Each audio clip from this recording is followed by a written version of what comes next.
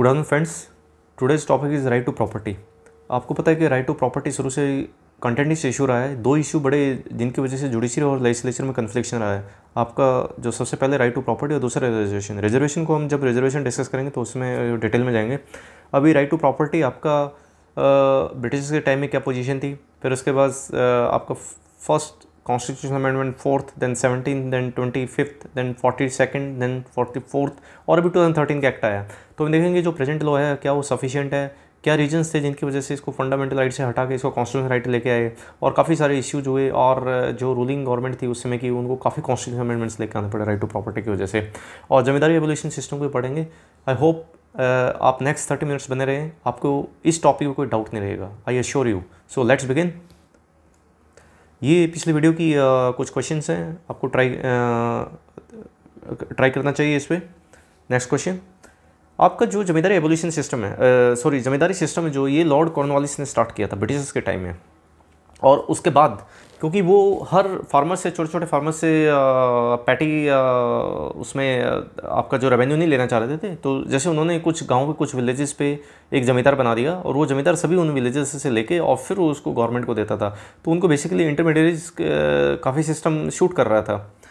अभी 1894 का जो लैंड एक्विजिशन एक्ट है, इसमें इसके तहत जो प्रॉपर्टीज़ थी, जो ब्रिटिशर्स जिन्होंने रेलवे नेटवर्क किया, आपकी आर्मी इस्टेब्लिशमेंट तैयार की, तो ये सारा लैंड से ही एक्वायर किया। और फिर 1935 में गवर्नमेंट ऑफ इंडिया में यस कंपनसेशन फार्मूला लेके, लेकिन दैट वाज नॉट सेटिस्फैक्ट्री। और 1947 में जब आपकी व्हेन वी गॉट इंडिपेंडेंस तो एग्रेरियन रिफॉर्म्स स्टार्टेड हुए और उसमें जमींदारी एवोल्यूशन कमेटी के जो चेयरमैन थे जीबी पंसाती ने यूपी, एमपी, बिहार, मद्रास, असम, बॉम्बे और यहाँ पे काम करना ऑलरेडी स्टार्ट हो गया था। लेकिन मीनवाइल जैसे हमारा कॉन्स्टिट्यूशन 1950 में लागू हुआ तो राइट टू प्रॉपर्टी जो है वो एक फंडामेंटल राइट दे दिया। अगर आप आर्टिकल 19 क्लॉज 1F और आर्टिकल 31 को इकट्ठा पढ़ें तो आपको राइट टू प्रॉपर्टी समझ में आ जाएगा। अब ये जो आपका एवोल्यूशन यहाँ पे जो हमारा कॉन्स्टिट्यूशन और प्रीएम्बल की बात करते हैं तो हम सोशलिज्म की बात करते हैं। आर्टिकल 39B और C की बात करते हैं तो वो भी सोशलिज्म की बात करते हैं, क्योंकि लोग उसमें बहुत परेशान थे ज़मींदारों से और जिस तरीके से उन्होंने टॉर्चर कर रखा था और उन्होंने परमानेंट स्लेव बना लिए थे। जो छोटे छोटे जो आपके फार्मर थे अल्टीमेटली वो पीजेंट बन गए थे और बेगारी सिस्टम काफ़ी चली। तो यहाँ पर उनको ये लगा कि गवर्नमेंट को भी था कि जो आपकी लैंड रिफॉर्म्स लॉ लेके और एक सीलिंग एक्ट लेके आते हैं, जैसे मान लिया अगर मैं पंजाब की बात करूँ वो स्टेट टू स्टेट था, वेरी कर रहा है। जैसे मान लिया 30 एकड़ का था जैसे पंजाब के अंदर, अगर किसी के पास 100 एकड़ है तो जो 30 + 70 30 उसके पास रहेगा और 70 जो है वो गवर्नमेंट एक्वायर कर लेगी। तो इस तरीके से लोगों ने क्या किया कि अपने जो रेवेन्यू रिकॉर्ड्स थे वही प्रॉपर मेंटेन नहीं थे उस समय, और ऑफिशियल्स तो हमेशा आपके रेवेन्यू वाले तो काफ़ी हद तक करप्ट मिलते ही हैं, और उन्होंने वहाँ से कन्वेंस करके सांठ काट करके और अपनी जो फैमिलीज़ का था इस तरीके से रिकॉर्ड बनाया कि फैमिलीज़ को न्यूक्लियर फैमिली में डिवाइड कर दिया ताकि 30-30 करके, और वो मैक्सिमम कोशिश ये रखें कि जो लैंड अपने पास रखें। मान लिया आज एक आदमी के पास 150, उसमें 150 था और उसने लैंड रेवेन्यू रिकॉर्ड्स में इस तरीके से टेम्परिंग करा के 5 न्यूक्लियर फैमिली में डिवाइड कर दे, 30 × 5 तो 150, उसका काम पूरा हो गया और 150 एकड़ एक्चुअली वर्चुअली उसके पास रह गए। तो ये बहुत ज़्यादा सक्सेसफुल तो नहीं रहा था। अभी आप नेक्स्ट लाइन 1950 यूपी जमींदार evolution and land reforms act 1950, आपका ये जो 16 जन 1951 में लागू हुआ यूपी वाला की जैसे मैं बात कर रहा हूँ। और फिर 10 मई को आप देखिए कि 1951 में आपका फर्स्ट कॉन्स्टिट्यूशनल अमेंडमेंट आता है, और जो कॉन्स्टिट्यूशनल अमेंडमेंट है एक्चुअली लेके इसलिए आए थे। फर्स्ट कॉन्स्टिट्यूशनल अमेंडमेंट आप देखेंगे तो एक तो आपका चंपा के दौरा राजन वाला भी केस है आपका, जिसमें आपका रिजर्वेशन वाला इश्यूज है, कुछ फ्रीडम ऑफ स्पीच है जिसमें आर्टिकल 19 क्लॉज 2 से लेकर 6 तक रिस्ट्रिक्शन डाल दी थी, वो हम यहाँ डिस्कस नहीं करेंगे। हम अपने आप को कन्फाइन करेंगे सिर्फ जो राइट टू प्रॉपर्टी से रिलेटेड है। और यहाँ पर ये article 31A plus article 31B और 9 शेड्यूल, ये 3 चीज़ें राइट टू प्रॉपर्टी के बारे में डाल दिया, इंसर्ट कर दिया। और जो 13 लैंड रेवेन्यू लॉज लेके आए वो फर्स्ट शेड्यूल का मैंने क्लिपिंग कटआउट लगा रखा है, वो आपको आगे दिखाएंगे। और जहाँ तक अगर मैं बात करूँ, इंडिया प्रीडोमिनेंटली एक एग्रेरियन इकोनॉमी है, यानी हमारी जो इकोनॉमी है मोस्टली बेसिकली आप देखेंगे कि उसमें 60% लोग काम कर रहे हैं। ये तो आज का डाटा है, उस समय तो एक्चुअली बहुत ज़्यादा काम लोग करते थे। तो उस समय तो 80 से ज़्यादा आपके लोग एग्रेरियन थे, लेकिन आज भी आपके 60% एग्रेरियन है, लेकिन उनका अगर जीडीपी में कंट्रीब्यूशन देखें तो 13% ही है। तो ये हमारी हालत है एग्री एंड अलाइड सेक्टर की। अब 1951 में जो भूदान मूवमेंट भी चला था, जिसको लैंड गिफ्ट मूवमेंट, क्योंकि आचार्य विनोबा भावे उनकी एक बहुत पर्सनैलिटी थी, उनका ऑरा बहुत बड़ा था, तो उन्होंने ये जो अपना ही स्टेट से तेलंगाना से पूचमपल्ली विलेज से स्टार्ट किया था और लोगों को उन्होंने इनक्रेज किया था कि जो लैंडलॉर्ड्स हैं, बड़े लैंडलॉर्ड्स हैं, उसमें निजाम और हैदराबाद ने भी अपनी लैंड डोनेट की थी। तो इस तरह के जो नामी गिरामी जो लोग थे उन्होंने भी लैंड डोनेट किया, और कुछ ऐसे भी लोग थे उनको पता था कि अगर हम डोनेट नहीं करेंगे तो लैंड सीलिंग एक्ट के तहत हमारी लैंड ले ली जाएगी। Next slide. अभी एक मैंने ये टाइमलाइन बनाया है, अगर आपने ये टाइमलाइन अच्छे से समझ लिया तो आपका राइट टू प्रॉपर्टी फॉर अगली क्लियर हो जाएगा। और आप चाहे किसी भी कंपटीशन में बैठे हो या वैसे जनरल अंडरस्टैंडिंग के लिए ये आपको टाइमलाइन बड़ी काम आएगी। अगर मैं ऊपर वाली लाइन की बात करूँ तो जो आपका लैंड एक्विजिशन जो एक्ट है ये आपका 1894 का है, ब्रिटिश एरा के टाइम में। आपका 1950 में हम आज़ाद हुए, और फिर आपका देखिए 71 तक मैंने जो लाइन लगा रखी है 28 ईयर्स, तो 28 ईयर्स तक ये लड़ाई चलती रही पार्लियामेंट वर्सेस जुडिशरी की ऑन राइट टू प्रॉपर्टी के ऊपर। क्योंकि जब किसी की अगर आप ज़मीन लेते हो उस साइड से राइट टू प्रॉपर्टी आपका फंडामेंटल राइट बना दिया आर्टिकल 19(1)(f) में, और आर्टिकल 13 अगर उसके साथ पढ़ें। और जब आपका राइट और आर्टिकल 13 में जुडिशियल रिव्यू हुआ है, जो हमने अमेंडमेंट ऑफ द कॉन्स्टिट्यूशन में पढ़ा था कि ऐसा कोई भी लॉ नहीं बन सकता जो फंडामेंटल राइट्स को टेक अवे करे, एब्रिज करे, उनको कट करे। तो लेकिन आपका राइट टू प्रॉपर्टी आपका जो ये आपकी लैंड सीलिंग एक्ट लेके लैंड रिफॉर्म्स लेके आ रहे हो, ये ज़मीन ले रहे हैं, उनकी राइट टू प्रॉपर्टी जो उनका फंडामेंटल राइट का वायलेशन है, इसलिए कोर्ट उनको रिलीफ देना शुरू करे। तो ये हम सारे पूरे सीक्वेंस देखेंगे आगे। और 1978 में 44th कॉन्स्टिट्यूशनल अमेंडमेंट आता है, और फिर फाइनली ये आपका कॉन्स्टिट्यूशनल राइट और लीगल राइट बन जाता है। एक स्टूडेंट्स का कमेंट आया था कि सर ये लीगल राइट और कॉन्स्टिट्यूशनल राइट में मेरे को लगा शायद कन्फ्यूजन है। मैं बता दूँ कि कॉन्स्टिट्यूशनल जो राइट है आपके जो कॉन्स्टिट्यूशन में फंडामेंटल राइट पार्ट 3 में आपके जो राइट्स होते हैं उनको फंडामेंटल राइट्स बोलते हैं, पार्ट 3 में आपके 12 से लेकर 35। और आपका जो कॉन्स्टिट्यूशनल राइट्स है इसके अलावा जहाँ भी कॉन्स्टिट्यूशन में कोई राइट है तो वो आपका कॉन्स्टिट्यूशनल राइट है। लीगल राइट्स आपके जैसे मान लें बात करूँ आईपीसी सीआरपीसी में, और आपके दूसरे जो आपके ऑर्डिनरी जो लॉज में जो आपको राइट दिया है वो आपके लीगल राइट्स होते हैं। कॉन्स्टिट्यूशनल राइट और लीगल राइट में सिर्फ हेयरलाइन डिफरेंस है। एक्चुअली बात तो वही है, क्योंकि वो सुप्रीम कोर्ट में तो नहीं जाया जा सकता अगर आपका कॉन्स्टिट्यूशनल राइट वायलेट होता है। अगर आपका कॉन्स्टिट्यूशनल राइट या लीगल राइट वायलेट होता है तो आप हाई कोर्ट जरूर जा सकते हो। तो एक हेयरलाइन डिफरेंस ये है आपका। वर्चुअली प्रैक्टिकली कोई डिफरेंस नहीं है कॉन्स्टिट्यूशनल राइट और लीगल राइट में। जस्ट कॉन्स्टिट्यूशनल राइट का ये है कि आप उनको एक फर्दर एक ऐसी स्टेज पे देखते हो जो कि कॉन्स्टिट्यूशन में मेंशन है। अब आ जाइए आप, अब आपका लैंड एक्विजिशन एक्ट 2013 का है आपका। अभी जो एक मैंने एक पीछे वीडियो बनाई थी freedom of trade and commerce, उसमें जो आर्टिकल 301 में जो आपको राइट दिया गया that is also constitutional right, not a fundamental right. अब जो नीचे वाली लाइन है ये आपको शो कर रही है, मैंने इसमें सारे अमेंडमेंट्स लिखे हैं। जैसे फर्स्ट कॉन्स्टिट्यूशनल अमेंडमेंट आया आपका 1951 में, और इसमें क्या क्या ऐड किया। फिर आया फोर्थ कॉन्स्टिट्यूशनल अमेंडमेंट 1955 में, ये यानी 4 साल बाद ही अमेंडमेंट लेके आने पड़े कॉन्स्टिट्यूशन को। और उसमें बोल दिया क्योंकि जो सारा जो मुद्दा था कि एक तो एक्वायरमेंट का था, दूसरा फिर जो कंपनसेशन सरकार दे रही थी वो बहुत मीगर दे रही थी। मतलब 1962 के केसेज अगर आज भी देखें हम तो उनको 1-2 रुपये पर एकड़ के हिसाब से कंपनसेशन मिली है। तो आप समझ सकते हो कि किस तरीके से उनकी हरासमेंट हुई है। और यहाँ पे कोर्ट ये अमेंडमेंट लेके आए कि नहीं, एडुकेशन कंपनसेशन का जुडिशियल रिव्यू नहीं होगा यानी, और इसमें आर्टिकल 31 में क्लॉज 2A भी ऐड कर दिया ताकि एडुकेसी चाहे वो 5 रुपये दें चाहे वो 5 लाख रुपये दें, कोर्ट इसका जुडिशियल रिव्यू नहीं करेगा। और अब आपका आ जाता है 1964 में 17 कॉन्स्टिट्यूशनल अमेंडमेंट आता है, जिसमें कुछ केरला के लॉज थे वो इंसर्टेड 99 शेड्यूल में डाल दिए थे जुडिशियल डिसीजन से उनको बचाने के लिए, और उसको भी हम आगे देखेंगे। 1971 में क्या किया इन्होंने कि जो फिर घूम फिर के बात हुई कंपनसेशन में आती है, तो इन्होंने देखा कि कंपनसेशन में बार बार लड़ाई हो रही है पार्लियामेंट और जुडिशरी के बीच में। तो ताकि इसका कोर्ट इसका जुडिशियल रिव्यू ना कर सके, इसलिए बोल दिया इन्होंने कंपनसेशन को वर्ड बदल दिया अमाउंट, और अमाउंट कुछ भी हो सकती है। कंपनसेशन का जो डिक्शनरी मीनिंग वो अलग है और अमाउंट का अलग है। और इस तरीके से फिर ये भी लेके आते हैं आपका 71 में कि एक नया आर्टिकल ऐड कर देते हैं आर्टिकल 31C, और उसमें जो दो डीपीएसपी बेसिकली आर्टिकल 39B और C को सुपरसीड कर दिया आपके फंडामेंटल राइट से। इन 2 डीपीएसपीज़ को आपका जो equal distribution of economic resources जो है आपका बेसिकली डिस्ट्रीब्यूटिव जस्टिस की बात करते हैं, ये इसको भी आगे देखेंगे। फिर 1976 में क्या है कि आर्टिकल 31C में फिर एक और इंदिरा गांधी जी लेके आते हैं कि आपके सारे ही फंडामेंटल राइट सुपरसीड करेंगे डीपीएसपी सारे फंडामेंटल राइट से क्योंकि अभी तक जो पोजीशन थी वो ये पोजीशन थी कि जो फंडामेंटल राइट्स हैं वो they are enforceable in the court of law, और फंडामेंटल राइट सुपीरियर है डीपीएसपी से। लेकिन यहाँ पे 71 से ये स्टार्ट हो गया, ये सारे के सारे जुडिशियल डिसीजन को न्यूट्रलाइज करने के लिए किया गया, और इन्होंने बोल दिया कि अब 1976 के बाद आपके जितने भी डीपीएसपीज हैं उनको इम्प्लीमेंट करने के लिए अगर किसी फंडामेंटल राइट का वायलेशन भी हो रहा है तो वैलिड है। अब 1978 में देखेंगे हम 44th कॉन्स्टिट्यूशनल अमेंडमेंट आता है, और जिसमें जनता गवर्नमेंट आ जाती है, और जनता गवर्नमेंट फिर क्या करती है कि सारे खेल को ख़त्म करने के लिए कि अभी आपका जो राइट टू प्रॉपर्टी है इसको अब कॉन्स्टिट्यूशनल राइट बना दिया अंडर आर्टिकल 300A, और इसको फंडामेंटल राइट से हटा ही दिया। आर्टिकल 91F एंड आर्टिकल 31 जो है वो वहाँ से डिलीट कर दिए। अब now this right is no more a fundamental right. Now move to the next slide.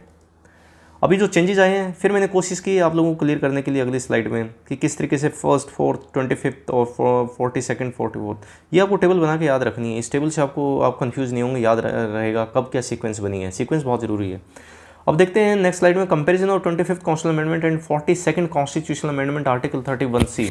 इसमें क्या होता है, अब आर्टिकल 31C और आपका जो 25th और 42nd में जो चेंजेस आते हैं, बेसिकली आपका क्या है कि आर्टिकल 25 में जो आपका आर्टिकल 31C ऐड किया हुआ है, वो इसलिए ऐड किया था, जो भी मैंने पहले बताया था कि आर्टिकल 39B एंड C को इन्फोर्स करने के लिए अगर आपकी फंडामेंटल राइट का वायलेशन भी होता है तो वैलिड है और इसका कोर्ट में जुडिशियल रिव्यू नहीं होगा। आर्टिकल 39B कहता है the distribution of land and material to abolish the zamindari system. 39C क्या कहता है, prevention of concentration of health in few hands. तो यानी बस बात ये थी कि यहाँ पे पार्लियामेंट बहुत क्विक सोशलिज्म लेके आना चाह रही थी। और उस साइड से अगर हम देखें कि इसमें 42nd कॉन्स्टिट्यूशनल अमेंडमेंट में 31C में फिर 25th में तो लेके आए, और 42nd में अभी मैंने जो लास्ट स्लाइड में बताया था कि इन्होंने सारे ही आपके DPSPs को, यानी 42nd amendment gave the primacy to the directive principle by stating the no law implementing any means all of the directive principles could be declared unconstitutional on the ground that it violated any of the fundamental rights. लेकिन इसकी भी कहानी क्या होती है, Minerva mills case में 1980 में इसको स्ट्रक डाउन कर देता है कोर्ट, और फिर वही पोजीशन हो जाती है जो पहले इस अमेंडमेंट से पहले थी इस आर्टिकल की। तो यानी ये कन्फ्लिक्शन चलता रहता है। Move to the next slide. अब मैंने कुछ स्लाइड्स पहले बताया था आपको कि आर्टिकल 31B में जो ऐड किया था फर्स्ट कॉन्स्टिट्यूशनल अमेंडमेंट, जो 30 नेक्स्ट डाले थे, अगर आप इसको ध्यान से देखें, मैंने कटआउट लिया है इसका 9th शेड्यूल का, बिहार लैंड रिफॉर्म्स एक्ट 1950 था, Bombay tenancy and agriculture land, और इस तरीके से 13 के 13 आपको डाले थे 9th शेड्यूल में जुडिशियल रिव्यू से बचाने के लिए, जिसको हम ब्लैक होल भी बोलते हैं। अब आपका आता है judicial decisions forced parliament for the first amendment. अब हम देखते हैं, अभी तक तो हमने देख लिया कैसे कैसे अमेंडमेंट चले, अब हम स्पेसिफिक देखते हैं किन केसेज की वजह से अमेंडमेंट आए। तो ये भी इंपॉर्टेंट हो जाता है, कॉम्पिटिटिव एग्जाम्स में आप पूछा जाता है आपके।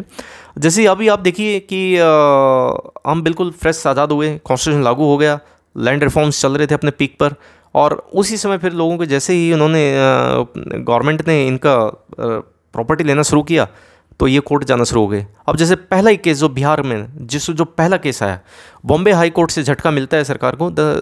ये था sir Kameshwar versus province of Bihar 1950, और इसमें जो Bihar management of state tenure act 1940 इसको डिक्लेयर कर दिया it is violative article 19(1)(f) and article 30, यानी ये आपका जो राइट टू प्रॉपर्टी है उसका वायलेशन है, आप इस लैंड नहीं ले सकते थे।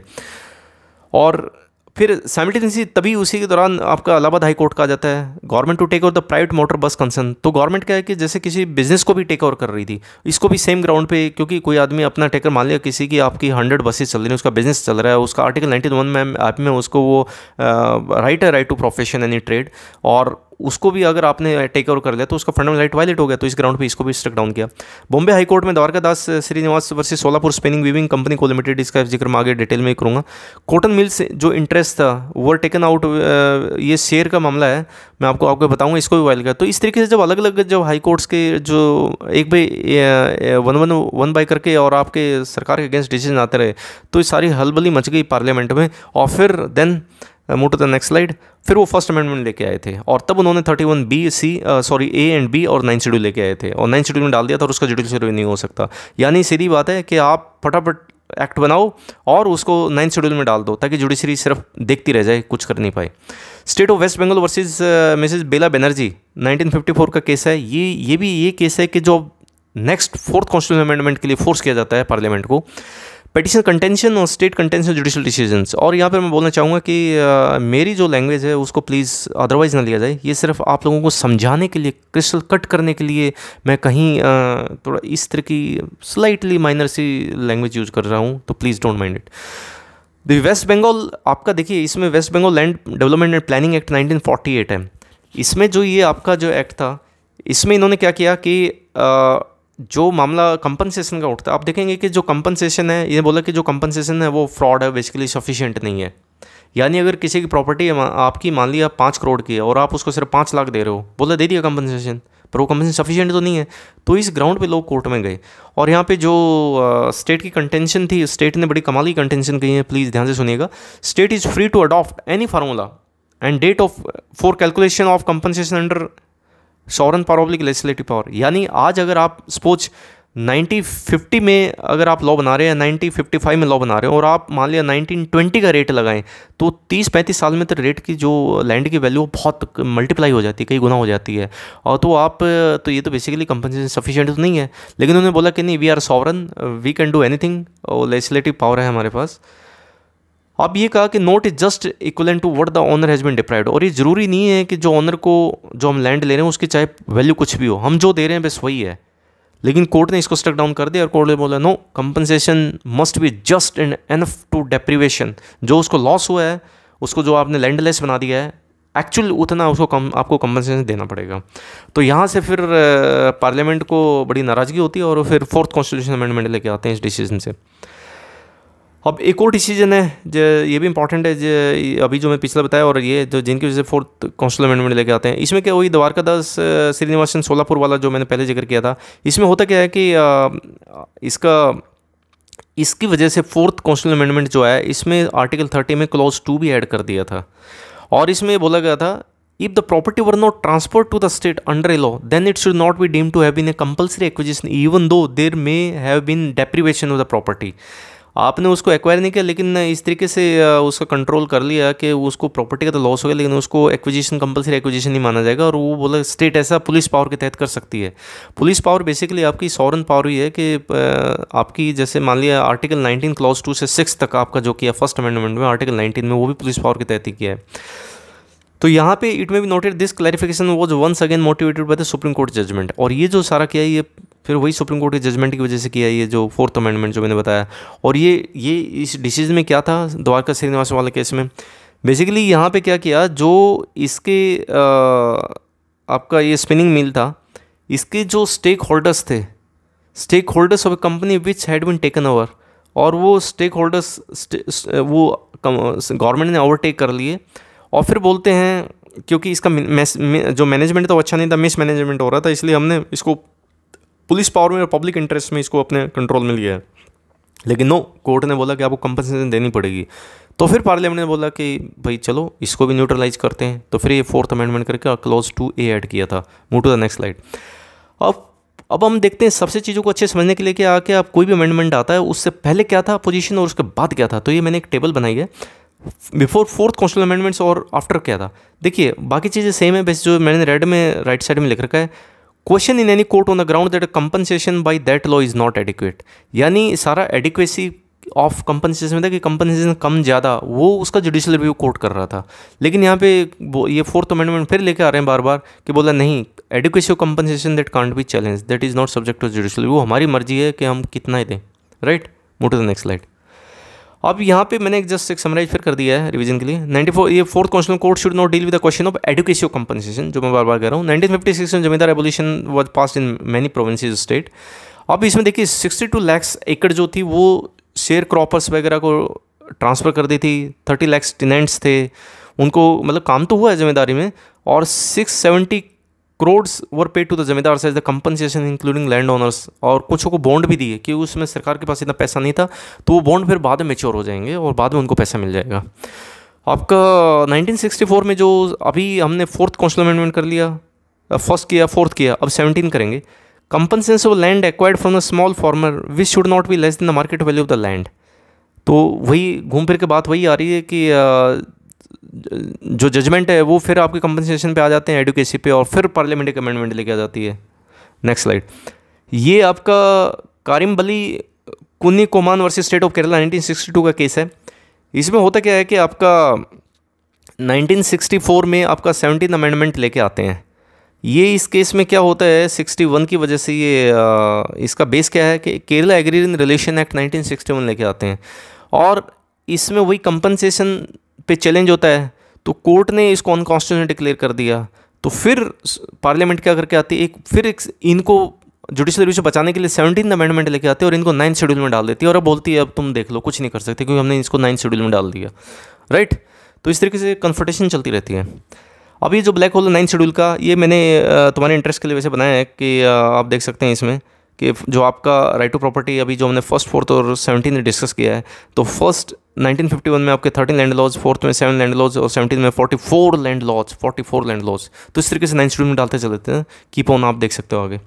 नेक्स्ट, और Vajravelu Mudaliar versus special deputy collector 1965 का, अब ये फिर एक अमेंडमेंट आता है जिसकी वजह से 25th अमेंडमेंट आता है कॉन्स्टिट्यूशन अमेंडमेंट। तो एक यानी एक जजमेंट आता है, एक दो जजमेंट आते हैं और फिर उसको न्यूट्रलाइज करने के लिए पार्लियामेंट फिर एक अमेंडमेंट लेके आ जाती है। तो बहुत अच्छा गेम चल रहा है ये। अभी जो एक्ट है इसका क्या है, the land had been acquired under the land acquisition Madras amendment act 1961 for the purpose of building houses and this move was challenge under article 31 and 14। अब जो डिसीजन आता है एक्चुअली ये भी कंपनसेशन पे ही है। तो कंपनसेशन इसमें देखिए आप क्या कह रहे हैं, इन्होंने वही किया जो आपका बेला बनर्जी वाले केस में जो कोर्ट ने बोला था कि जो एडिक्वेट कंपनसेशन होनी चाहिए, और फिर जिस बेला बनर्जी केस को न्यूट्रलाइज करने के लिए 4th कॉन्स्टिट्यूशनल अमेंडमेंट लेके, तो कोर्ट ने नहीं माना, बोला नहीं नहीं नहीं अमेंड जो आपकी अमाउंट है वो सफिशिएंट होनी चाहिए।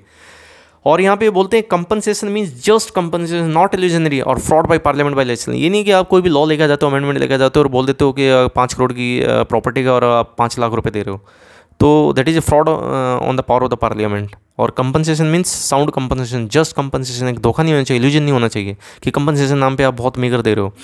रेट अराउंड और near to the date of acquisition, ये नहीं कि आज आपने एक्वायर किया और आप कोई जो फिक्स डेट है, क्वालिफाइंग डेट है, वो आप रख दो 20 साल 30 साल पहले की, ताकि आपको जो कंपनसेशन बहुत कम देना पड़े, तो ऐसा वो भी फ्रॉड है। तो अमाउंट ऑफ द वो आसपास होना चाहिए, प्रॉक्सिमिटी होनी चाहिए उसकी। तो amount of compensation subject of judicial review, justice Subba Rao, और इन्होंने 4th कॉन्स्टिट्यूशनल अमेंडमेंट को न्यूट्रलाइज कर दिया। और ये जस्टिस सुब्बा राव जो हैं आपके बेसिकली जो तहलका मचती है गोलकनाथ वाले केस में, ये उस समय चीफ जस्टिस होते हैं आपके गोलकनाथ वाले केस में जो डिसीजन आता है। Next slide. आपकी ये जो इंपॉर्टेंट केस लॉज, ये भी डिसीजन है जो भी मैंने बताया 25th आया, जो भी हमने पहले पढ़ा वो, और अब आपके 2 केसेस आए हैं इनकी वजह से भी देखिए, और खासकर इसमें आरसी के ऊपर वाला था।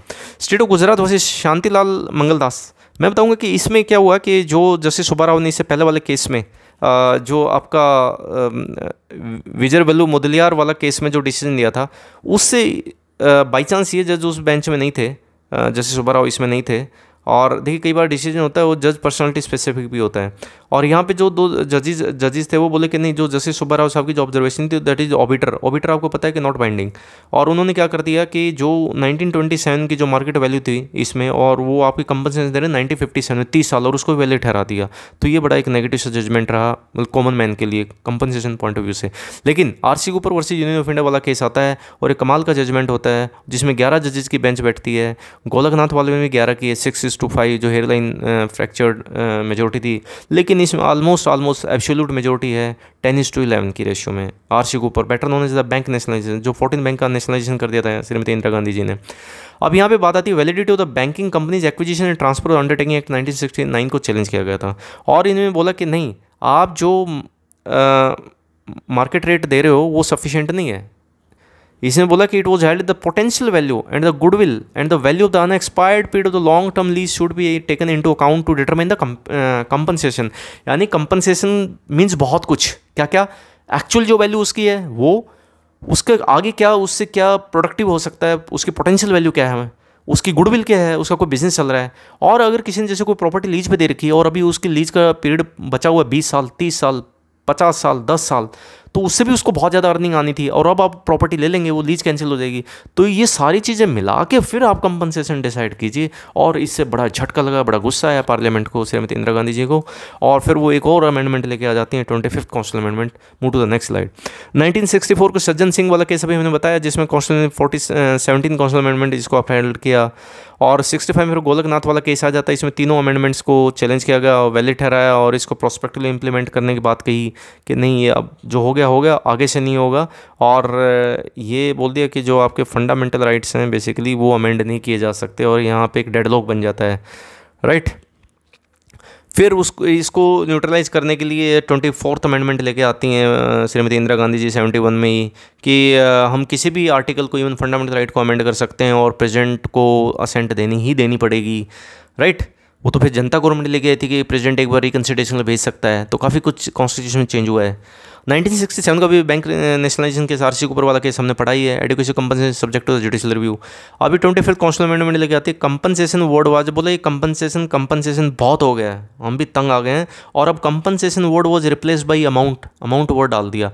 और उसमें एक काम और भी करते हैं ये कि आर्टिकल जो आपका 31C ऐड कर देती हैं ये, और उसमें लिख देती हैं कि जो हमने आई थिंक सेकंड या थर्ड स्लाइड में पढ़ा था कि आर्टिकल 39B और C जो सोशलिज्म की बात करते हैं, इक्वल वो डिस्ट्रीब्यूशन इक्वल जो आपके रिसोर्स की बात करते हैं, वो बोल दिए कि अगर वो फंडामेंटल राइट को वायलेट भी कर रहे हैं तो उनका जुडिशियल रिव्यू नहीं होगा, राइट। अब 73 में क्वेश्चन भारती केस आता है, better known as a fundamental right case, doctrine of basic structure propounded की थी, वो मैंने इस पर एक अलग से मेरी वीडियो है, वो आप देख सकते हैं। नेक्स्ट, अब 1976 में 42nd कॉन्स्टिट्यूशन अमेंडमेंट आता था, और जिसमें DPSPs को ज़्यादा वेटेज देती फंडामेंटल राइट से। और लेकिन होता क्या है कि मिनरवा मिल्स केस में जो आपके ये जो 42nd की वजह से जो चेंजेज आए वो सारे के सारे स्ट्रक डाउन कर दिए मिनरवा मिल्स केस में कि नहीं, judicial review that can't be taken away. और फंडामेंटल राइट्स DPSPs को आप इतनी इंपॉर्टेंस नहीं दे सकते कि आप फंडामेंटल राइट्स को बिल्कुल ही अंडरमाइनिंग कर दें। हाँ, एक बैलेंस होना चाहिए, एक कंस्ट्रक्टिव इंटरप्रिटेशन होनी चाहिए।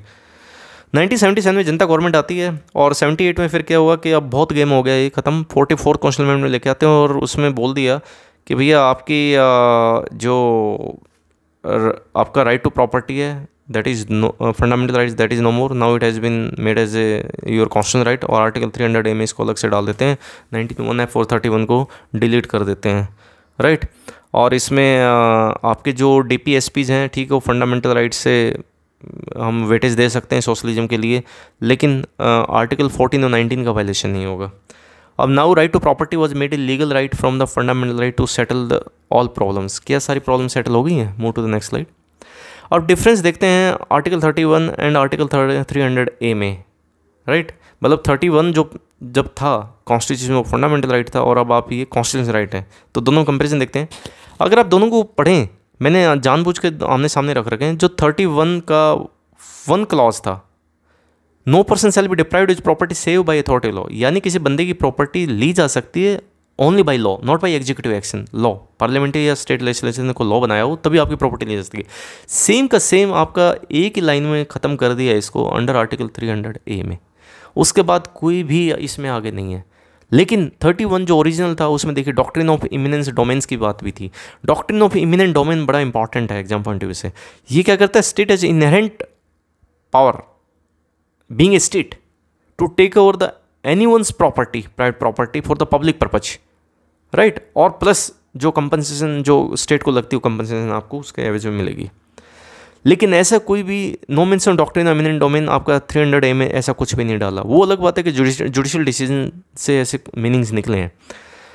अब थर्ड जो पॉइंट आर्टिकल 31 में, नो वन, अब जब ये कॉन्स्टिट्यूशन आपका फंडामेंटल राइट था ओरिजिन 31 में, तो ऑब्वियसली आप सुप्रीम कोर्ट भी जा सकते थे, हाई कोर्ट भी जा सकते हो। आपको पता है कि हाई कोर्ट में तो fundamental right versus and legal rights, constitutional rights सभी उस पर जा सकते हो, लेकिन सुप्रीम कोर्ट में सिर्फ और सिर्फ आप फंडामेंटल राइट के वायलेशन में जा सकते हो।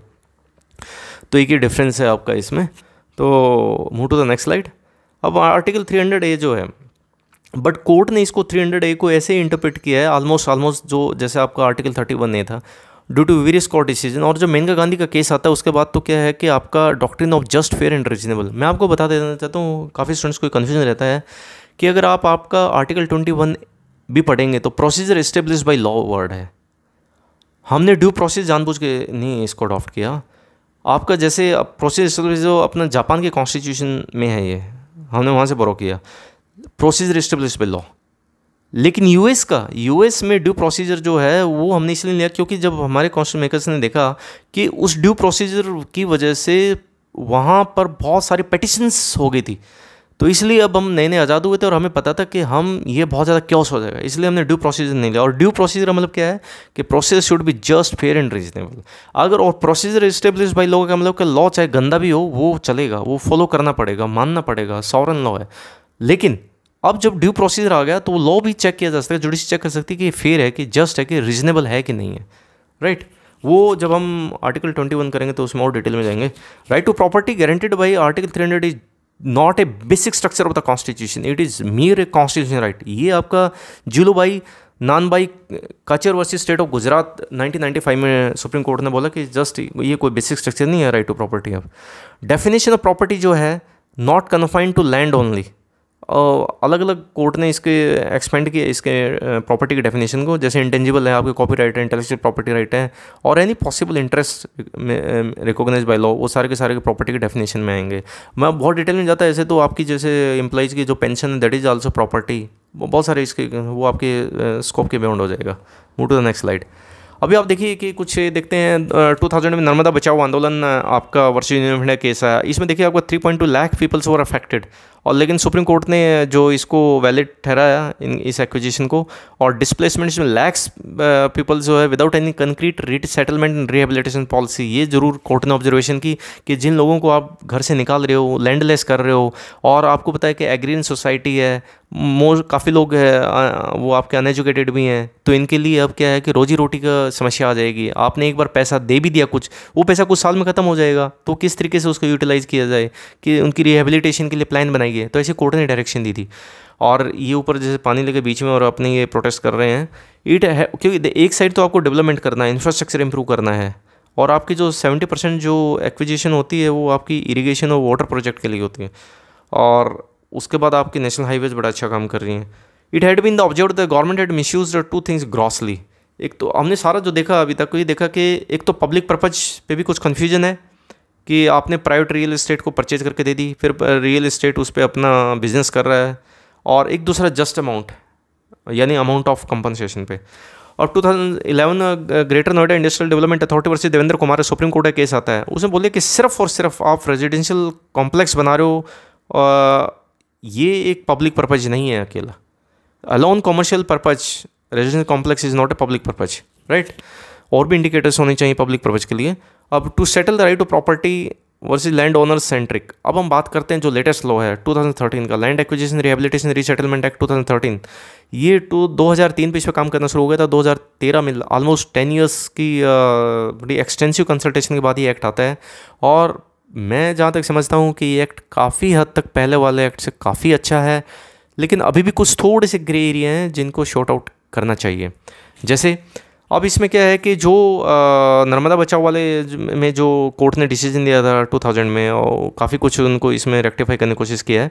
Dispute of the forced acquisition एक मैकेनिज्म बना गया कि पहले सिविल कोर्ट चलते रहते थे, चलते भी 62 63 के भी केसेस पड़े हैं कोर्टों में, भी उसका फिक्स कर दिया कि आपका एक चैनल बना दिया कि इसमें अगर सेशन कोर्ट तक है तो इतने टाइम में इसको इस एक्ट के तहत आपका डिसाइड होगा, फिर अगली जो आपके लैंड अथॉरिटी है तो वो उसमें डिसाइड करेंगी आपकी।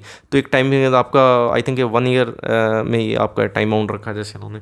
अब एडुकेट कंपनसेशन और जो जस्ट कंपनसेशन होनी चाहिए, इसमें उन्होंने क्या किया, अर्बन एरिया जो मार्केट वैल्यू है वो उसका ट्वाइस कर दिया, उसमें रूरल एरिया में जो है आपका मार्केट जो प्राइस है उसका 4 टाइम्स कर दिया, और उसके साथ में दूसरे बेनिफिट्स जो होती है, एन्युइटी होता है जो हर साल इतना मिलेगा।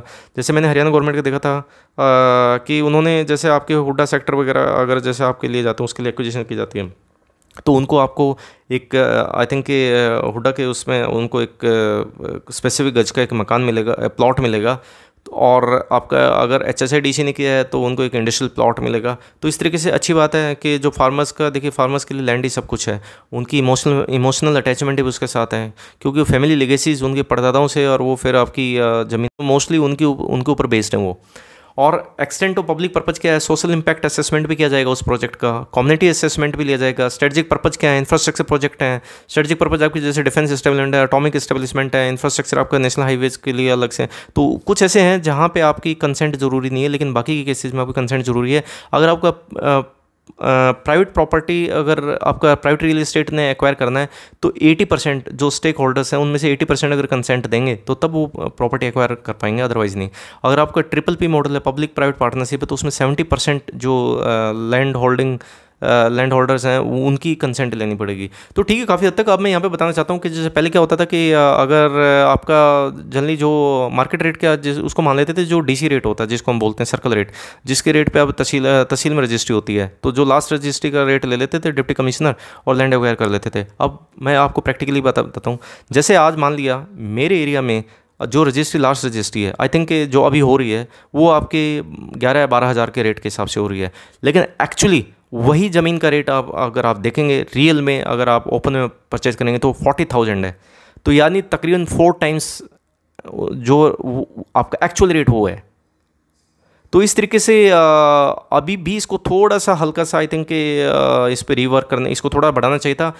अगर सरकार साफ साफ नीयत से अच्छा खासा ज़मींदार को पैसा दे दे तो ज़मींदार बहुत ज़्यादा कोई इशू क्रिएट नहीं करते। दिक्कत ही यही आती है कि कंपनसेशन मीगर मिलती है और उस वजह से इशू हुआ। तो इसमें काफ़ी कुछ कोशिश तो की है, एक बैलेंसिंग एक्ट रहा है, लेकिन इसका एक मैं आपको बताऊं, अगर देखें कुछ इंडस्ट्रीज़ के एसोसिएशन ने भी बोला है कि अब 2013 का जो एक्ट आया इसकी वजह से हमें एक्वायर करने में काफ़ी दिक्कतें आ रही हैं, क्योंकि अगर मार्केट रेट से हमें 4 टाइम्स या 2 टाइम्स देना पड़ रहा है तो हमारा जो पूरा प्रोजेक्ट की वायबिलिटी है वो उससे अफेक्ट हो रही है। लेकिन मेरा ऐसा मानना है कि बैलेंस व्यू होना चाहिए, नो डाउट, बट फार्मर के लिए सबसे पहले तो देखिए, सबसे पहले तो लाइफ है, आजीविका है, ठीक है, बिजनेस सेकेंडरी चीज़ है। Move to the next slide. Private property is a human right, ये सुप्रीम कोर्ट का एक डिसीजन बड़ा अच्छा है, आई थिंक फैब का 2020 का इसी साल का डिसीजन आया। ये विद्या देवी versus state of Himachal Pradesh का, ये बड़ा क्लासिकल एग्जांपल केस है, मैं आपको बताना चाहता हूँ। इसमें क्या होता है कि ये जो विद्या देवी है बेचारी विडो भी है और ये इलिटरेट भी है, पढ़ी लिखी नहीं है, अनपढ़ है, इसको पता ही नहीं लगा इसकी ज़मीन कब 1967 में या 68 में एक्वायर हो गई। तो जब इसके पड़ोसियों को पता लगा, आई थिंक 2010 वगैरह में, तो वो वहाँ पर जाके जब उनको पता लगा कि ऐसे ऐसे वो हाई कोर्ट से केस जीत जाते हैं, उनको पैसा मिलता है, तब इसको पता लगता है वो मेरी भी ज़मीन एक्वायर हो गई है। तभी हाई कोर्ट में जाती है बाद में, तो हाई कोर्ट कहता है नहीं मतलब टाइम डिबार हो गया और आप सिविल केस में सिविल कोर्ट में जाइए। तो फिर फाइनली उसके अगेंस्ट सुप्रीम कोर्ट जाती है और सुप्रीम कोर्ट ने बड़ा अच्छा डिसीजन किया और अपनी आर्टिकल 142 में जो complete clause theory power invoke की। आर्टिकल 142 इंडियन कॉन्स्टिट्यूशन का ऐसा है कि कंप्लीट जस्टिस देने के लिए सुप्रीम कोर्ट कोई भी रिलीफ दे सकता है, कोई भी डिसीजन सुना सकता है, राइट। और सुप्रीम कोर्ट ऐसा कई बार सुनाता रहता है कंप्लीट जस्टिस के लिए, और यहाँ पर ऐसा ही किया। और स्टेट को ये भी बोला कि state can't be permitted to perfect its title over the land by invoking doctrine of adverse position to grab the property of its own citizen. कि आप किसी की ज़मीन को 12 साल से ज़्यादा हो गए, आपको गलत तरीके से आपने एक्वायर किया, अगर उसको पैसा दिया, और उस समय तो ये फंडामेंटल राइट भी थे, आपने इसके अगर कोई आदमी गरीब है, अनपढ़ है, उसको पता ही नहीं है कि उसकी लैंड भी एक्वायर हो गई है, आपने उसको कोई नोटिस भी नहीं दिया और इस तरीके से आपने उसकी लैंड एक्वायर कर दी। तो बड़ा क्लासिकल यूनिक सा केस था और इसलिए इसमें 1 करोड़ कंपनसेशन भी अवॉर्ड किया और कोर्ट का डायरेक्शन दी। Move to the next slide. बड़ा अच्छा डिसीजन। वे फॉर्ड, यस, लैंड एक्विजिशन एक्ट है, इसका जो अच्छे से इम्प्लीमेंटेशन होना चाहिए। और सेक्शन 24 क्लॉज 2 जरूर इस पर थोड़ा सा डिस्प्यूट है और उसमें सुप्रीम कोर्ट के डिसीजन आए भी हैं, लेकिन अभी एक आई थिंक JNFF में एक डिसीजन आया और उसमें उन्होंने कोर्ट ने बोला भी है, वो थोड़ा सा डिसीजन है जो वो फार्मर्स के अगेंस्ट जाता है। उसमें क्या है कि आपका जो लास्ट 5 ईयर्स तक के जो केसेस थे उसमें अगर कोई बंदा कंपनसेशन सफिशिएंट नहीं और उस ग्राउंड पे कोर्ट में जाता है तो उसका वो 5 ईयर में टाइम काउंट नहीं किया जाएगा। तो इस वजह से बहुत सारे जो पुरानी लॉ में जो लैंड एक्वायर किए हैं तो वो इस बेनिफिट से बाहर हो जाएंगे, क्योंकि अगर इस एक्ट के तहत उनकी लैंड एक्वायर होती तो वो काफ़ी उनको अमाउंट कंपनसेशन काफ़ी अच्छा मिलता है इस नए एक्ट के हिसाब से। यस, इंडस्ट्रीज फेसिंग प्रॉब्लम मैंने बताई दी है कि इंडस्ट्री को कुछ एक्वायर में, क्योंकि अब उनको कंपनसेशन ज़्यादा देना पड़ेगा इस एक्ट के तहत, तो इस वजह से उनका एक ये पॉइंट है, तो इसमें बैलेंस भी लिया जा सकता है। और मेरे हिसाब से आफ्टर एवरी 10 ईयर्स इसका रिव्यू भी होना चाहिए, पीरियडिकल एक्सपर्ट कमेटी बैठानी चाहिए और इसमें जहाँ जाके बैलेंस भी लेना चाहिए, एक फार्मर की साइड से भी और एक इंडस्ट्री के हिसाब से भी, एक ताकि कोहेसिव एक सिनेरियो बने।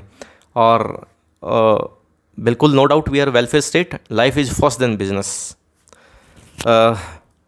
अभी एक क्वेश्चन बनाया मैंने नेक्स्ट स्लाइड पे, बड़ा अच्छा क्वेश्चन है, आप इसको कमेंट बॉक्स में ट्राई कीजिए ताकि एक दूसरे से आइडिया शेयर कर सकें। The right to property had not been inserted as a fundamental right in the constitution 1950।